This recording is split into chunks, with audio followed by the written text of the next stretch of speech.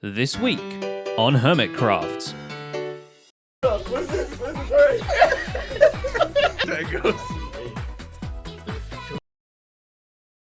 Welcome to the Hermitcraft Recap. My name is Pixelriffs, our writer is ZloyXP, and we skipped a recap tag last week just to give you and ourselves a breather. But it's nice to see you guys all revved up about it in the comments, and we'll be bringing the tradition back by the end of this video. Especially because the actual Hermitcraft tag has delivered a shocking twist this week. After celebrating the completion of the stock exchange, Doc M killed Rendog by spiking the jacuzzi with pufferfish, then tagged the bemused Ren when he came back for his items. Diamond blocks in there. I felt like when you swim around in them. Yeah. That was Okay. really weird, man.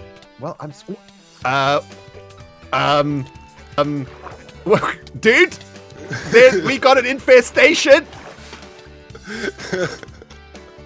You've got some explaining to do, derp-faced idiot. Yeah, wait a second. There you go. Literal insults to injury, ladies and gents. But that's business for you. And with that out of the way, let's take a look at all the events and mishaps that occurred on the Hermitcraft server this week. Starting with the stock exchange, which yes, it turns out is a legitimate business and not just a way to dispose of Jevin's spare diamonds. Many of you were commenting saying that Doc is a scam artist. Doc is my age-old friend that I've known for pretty much since I started YouTube. I was watching his videos before I started making them. How does it work, I hear you ask? Let's follow this hermit for a step-by-step guide on how to trade stocks on the Hermitcraft Stock Exchange. On the trade floor of the exchange, you will find the 10 companies currently trading stock. To buy stock, simply take full stacks of shares from the stock chest of the company you're investing in. Most importantly, take note of how many diamonds you will need to pay for the stock, bearing in mind the price changes on the ticker. Head down into the stock exchange vault for the next step. Deposit your payment into the black shulker box, and remember to lock the deposit box on your way out. To sell stock you've invested in, contact your friendly stockbrokers Ren or Doc, who will be happy to assist you. Get in touch if you have any questions. There, another mystery solved thanks to your friendly neighborhood recap. You're welcome! Now to figure out that jingler fella. Before the stock exchange could even go into operation though, Doc and Ren have to rename all the shares. Which means a trip to the Enderman XP farm, because even a stack at a time, that's 540 levels you have to spend renaming things. Unless you're Doc and Ren, who, in true New York fashion, ended up renaming them twice. And we even looked up on the internet what shares are called on the stock exchange. Everything we did research, and then we just didn't name them shares. So we had to rename We forgot all it. of them. After revising Jevin's job description to regional manager and the whole hot tub murder thing, Doc turns his mind to murdering his other server mates, namely Tango, who, in Doc's defense, has been asking for it. Having had the dunce head glued to him thanks to a curse of binding, Doc decides to inflict the same pain on Tango and invites Mumbo Jumbo to test the contraption out before its intended victim. I'm waiting. Yes! Wait, how did that kill me so easily? Oh, here. And then, wait, hang on, wait. Wait a minute. Elsewhere on the server, Rendog sheepishly makes his way through the tag Walk of Shame before reuniting with his Fantasy District neighbor False Symmetry to discuss pirate railway stations and propose a common base while he's at it. But then That's if I cool. do this, Whoa! I turn into like an actual skeleton. But like And a very then- sad skeleton. And then we've got this one. Oh god! That is horrific!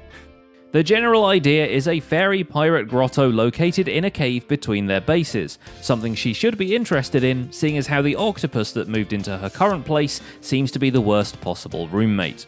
False tests the skills necessary for both those projects on the basement of that pirate house which isn't a station, putting together a dungeon and a treasury to store pirate prisoners and riches accordingly. I'm just pretty happy with it. Ren also shows off the freshly completed offices at the back of the stock exchange, but no word on who gets to sit behind the big desk just yet. Our money's on Jevin. Well, actually a lot of money is on Jevin, him being diamond rich and all that. Well, at least he can now save the large chunk of his fortune that would have been spent on buying kelp from Azuma, at least if he actually uses the kelp farm he came up with this week. We have been here for approximately 7 or 8 minutes working on this. Yeah, that's a lot. Jevin pretty much wings most of the design without so much as peeking at the helpful advice on Twitter. Despite that, he still came up with a contraption nearly identical to the stair-type kelp farm Cub is using over at Concorp, which also gets a new farm, one with a recognizable face and a recognizable name. The results are, for lack of a better word, smashing. Smash! Smash! Smash! Yes, it's the same pumpkin and melon farm he used last season, but can you blame him? The thing punches items through blocks with its face. How amazing is that? And yeah, we also put down black stained glass because I think that looks pretty nifty with the brown, so it's sort of like a dark color scheme. Most of the week, however, is spent working on a massive expansion for the Trident Enderpearl golf course, reaching hole 9 and functionally completing it, by the way, and restocking the many shops and services Concorp has at the shopping district, a tight community which is about to welcome a newcomer, the top gunpowder shop for all your gun and powder needs. So what I wanted to try to create was some kind of high desert feeling in the area. Like we talked about, we're trying to kind of theme it a little bit now towards that Condor Flats. We've changed this from 80s Top Gun to World War II to now a test field in like Nevada, California-ish. So I think this place is looking really, really cool. Where the Vex heads are going to acquire all the TNT and rocket supplies to rival Tango's establishment is for now a mystery, as they don't really have a creeper farm nor a witch farm. They can, however, just buy out all the stock from their competitors, seeing as how the undercut logging boat just won't stop raking in the money. I'm a little worried that you haven't been maintaining the stock while I was gone. I just restocked it. Is this... Did we sell out again? Well, yes, I just went over there and got diamonds, man. This success prompts Scar and Cub to pay a visit to the stock exchange and actually invest some diamonds into their own business, which they don't, because they just grab the papers on account of Doc not yet having paid Scar for his terraforming services. His next build commission might yield more profits, however, as it's the task to build a ship to house the Jevin's Booty treasure map store. As always, Scar goes in guns blazing, which is actually not very helpful when you're trying to build stuff. Still, all that's left for now is to put a shop in that ship, and that's up to Jevin himself to figure out. I tried with an armor stand to make a shovel in the dirt. It didn't go well, and I don't want to talk about it anymore. The same goes for False and her Shulkerbox shop, or rather adoption service, all the functional bits of which are still yet to be set up.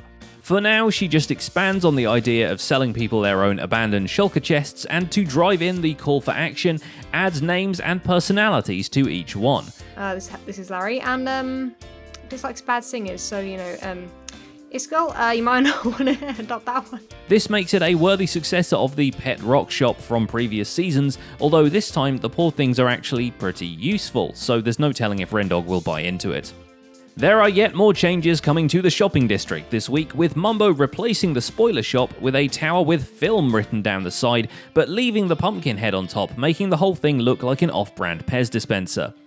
The mission statement of the shop, though, is that it pays to advertise, as in, you pay Mumbo, and he'll put all his mini-doc making skills to work and advertise your goods and services. For the small price of 64 diamonds, we will work with you to produce a film advert commercial for your store. Yes.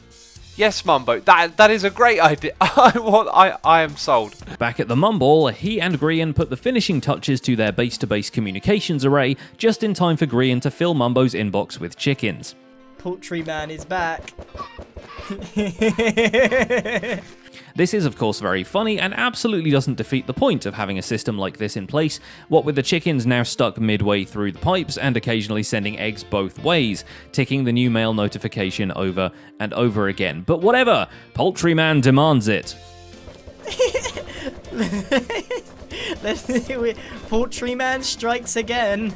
So this seems like an appropriate time for Mumbo to be visited by the Spectre of Death, or, as we'll call him, mysteriously cloaked totally not Zedaf person.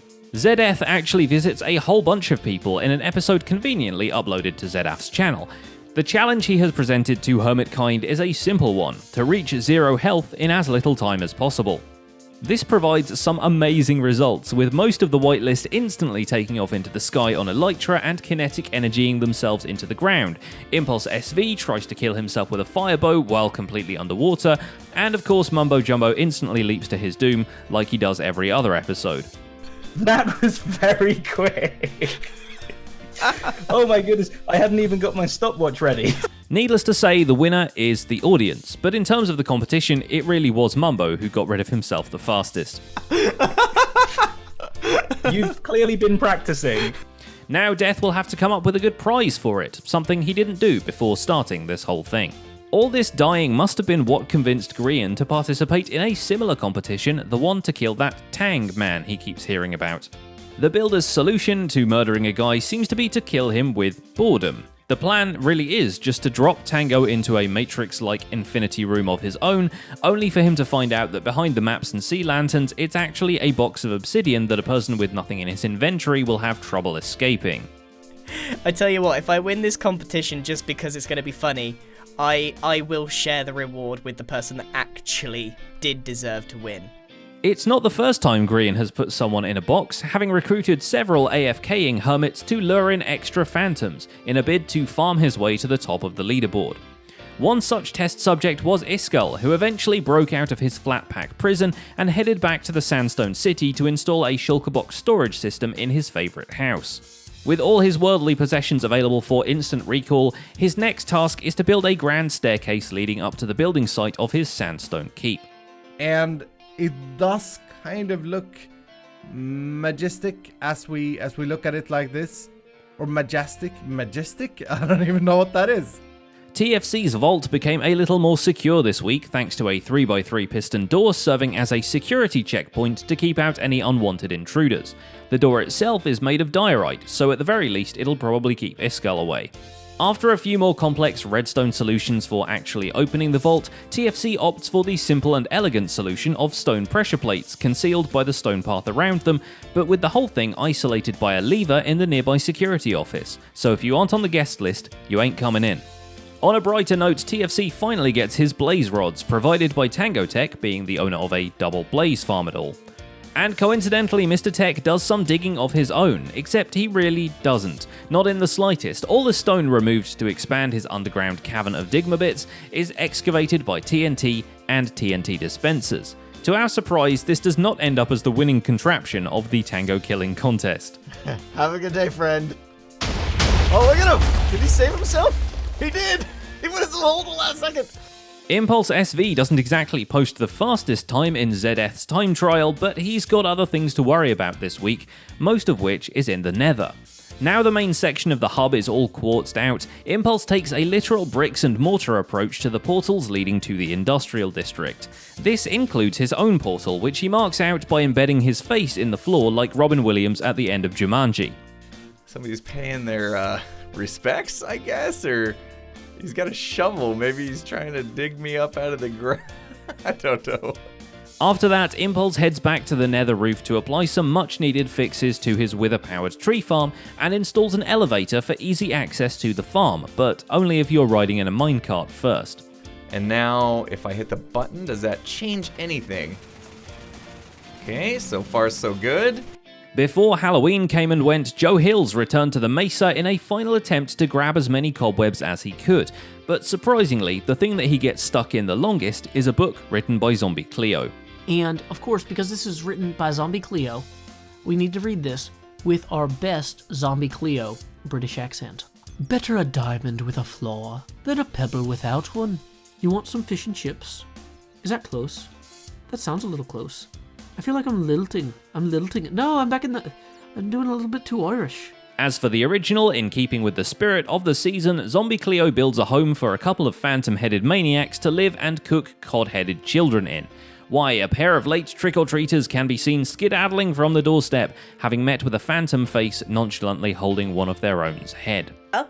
You see a tiny little stress monster looking down, and here you've got a kid that's just now falling because you've opened the trapdoor on him, so I'm quite proud of that one.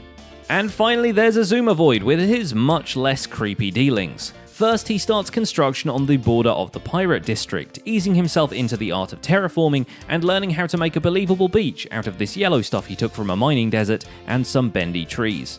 But I've used some darker shades of wood, and I put in a couple of these palm trees as well. They're very quick and nice to put up, so we'll definitely be able to put up a few in this area.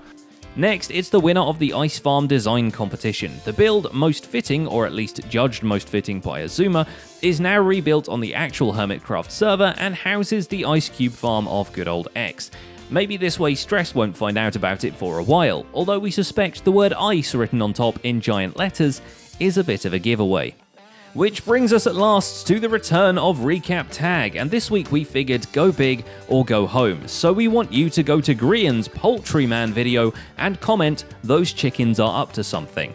This was basically the only quote we could remember from Chicken Run. If you've got a better one, drop that in the comments instead. And that's just about it for this week's recap. Our writer is ZloyXP, and my name is Pixel Riffs. If you're still in the Halloween spirit and want one last scare before you go, click the link in the end cards to watch Zloy play the House of Screams Minecraft adventure map.